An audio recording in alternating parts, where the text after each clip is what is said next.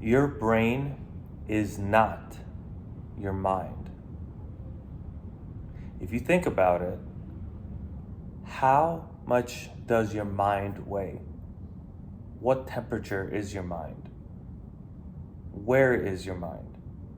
These are all questions you can answer about your brain, about your body. But what about your mind? Hey guys, my name is Mike, and I'm a former New York City bouncer who went from sleeping in the streets, then to working multiple jobs, to going back to school in my late 20s, and eventually getting a job at a top consulting firm. And now I live my dream life. I have a beautiful home. I have my own consulting company as well, drive my dream car, and I'm just sharing kind of my lessons, things I've gone through in my life, and also really just talking to my former self and trying to give myself the advice that I wish I had back when I was struggling really, really bad. So let's talk about this, the concept of the brain and your mind being two completely separate things. And your brain your brain and your body really form just a small part of what it means to be a human. It forms a small part of what you are as a human. Some people say as small as like 1% or 5% of who you are is your brain and your body. Your mind defines who you are as a human far more than just your physical appearance. Your mind creates who you show up as every day as a human being. So when you see somebody who is, extremely overweight and smelly and gross, and they clearly don't care what their physical appearance looks like, and when they speak, it's just they speak crassly and horribly. You know that their mind is it's probably just as messed up as their physical appearance. You think, what is wrong with that person? And I'm not trying to bash anybody, right? But if you look at like homeless people, a lot of them are mentally ill or they're on drugs or something, and they show up on the streets looking the same way that they're as a reflection of what their mind is. And so if they're mentally ill and you see them, they're appearing mentally ill, wearing raggedy clothing or whatnot, it's because their mind is mentally ill. Their mind is a reflection, or their body's a reflection of their mind, their state of mind. And if you're a skinny, wimpy loser of a dude, it's a reflection of your mind. It's a reflection of your own nervousness, your fear of the environment. You show up as what your mind tells you to do.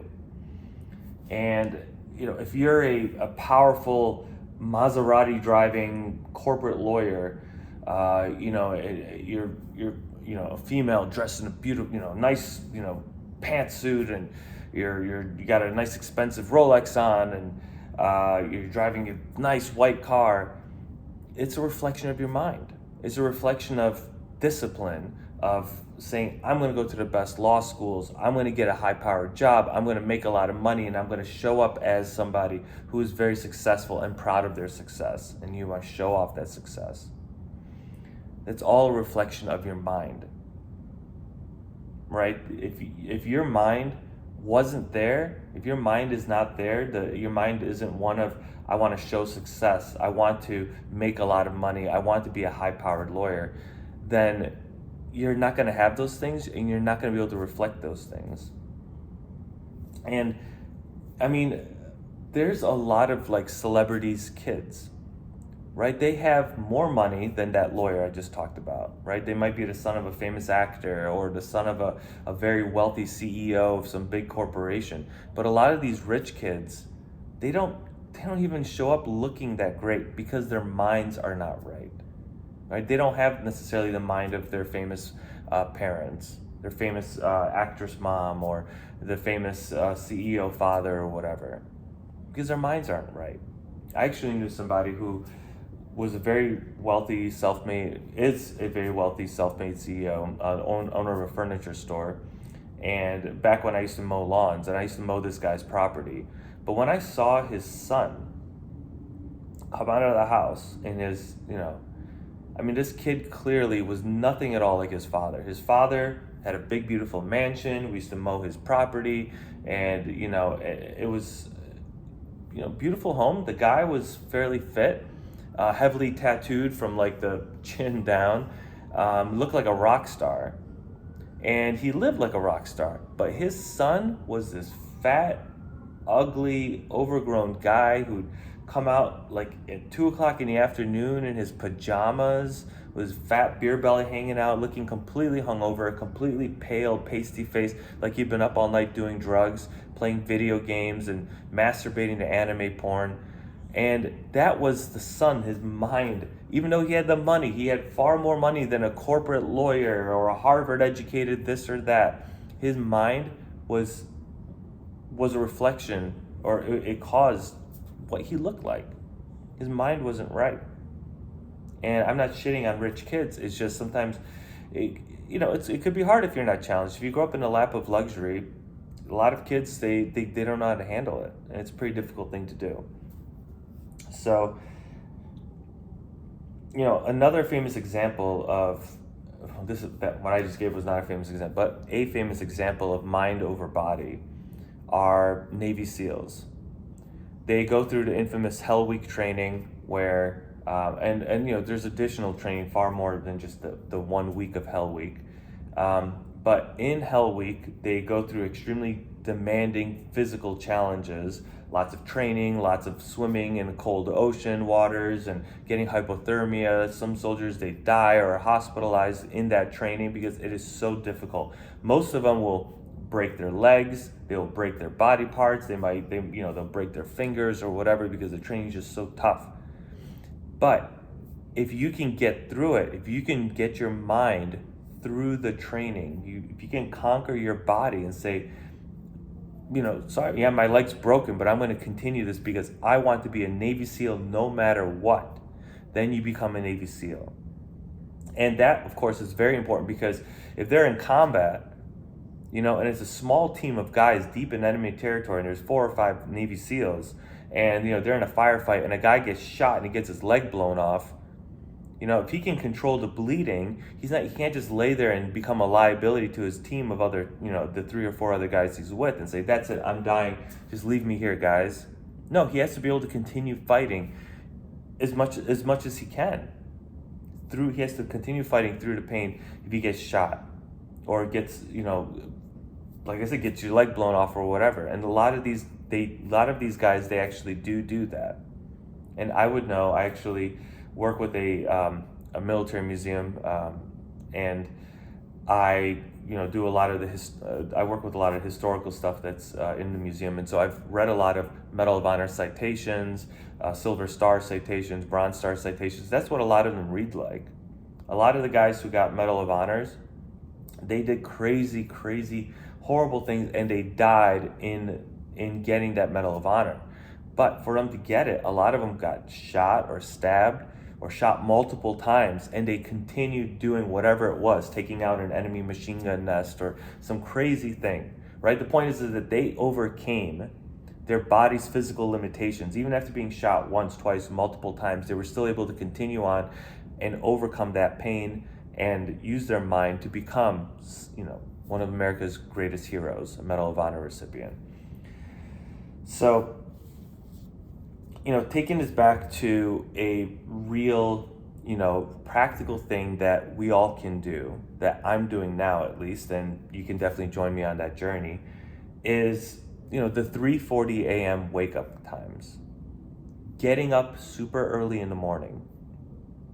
I do it because it's not only an exercise in becoming a more disciplined person, it is an exercise in it's more than an exercise in getting up at 3:40, and I go to the gym, I work out for an hour, I do an hour of lifting, then I run for 10 miles after that. I got into this not because I'm necessarily just trying to change my physical appearance, trying to change my physical body. This is mostly about conquering my mind, making myself more disciplined so that I can then use my mind to tell my brain and my body to do better, harder, more dangerous things.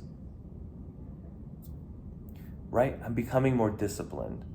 I'm making myself harder, making myself capable of handling more stress between my full-time job and my consulting business. I need to be able to handle that additional stress of having multiple clients while also having to fulfill full-time work. And most people, they just don't want to do that. Most people, they just want to work a crappy job, work 30 to 40 hours a week, get their steady paycheck, and then just go home and relax and spend time with the wife and the kids and go, save up money to go travel once a year, once every 2 years. And I don't want that. I want more. And I have more than most people because I work that much harder. But I have to work even harder to take myself to the next level. So, and it doesn't mean working multiple crappy jobs. It means I actually have to, become successful in the things that I've already started working on, which in my case are my consulting business. So just remember, your mind is separate from your body. It is separate from the physical limitations of your body. And don't say, in the comments that, it's, if you're depressed, if you have a chemical imbalance in your brain, blah, blah, blah. Yes, that kind of stuff does happen, or you're missing an arm or whatever. I'm not saying that, of course there are physical limitations, right, to what you can do. But you can use your mind like I did to overcome my depression. How? Because I said, okay, if I'm depressed and I have a chemical imbalance, how about I go find a doctor and get diagnosed and figure out exactly what's wrong with me and figure out what do I have to do to treat it.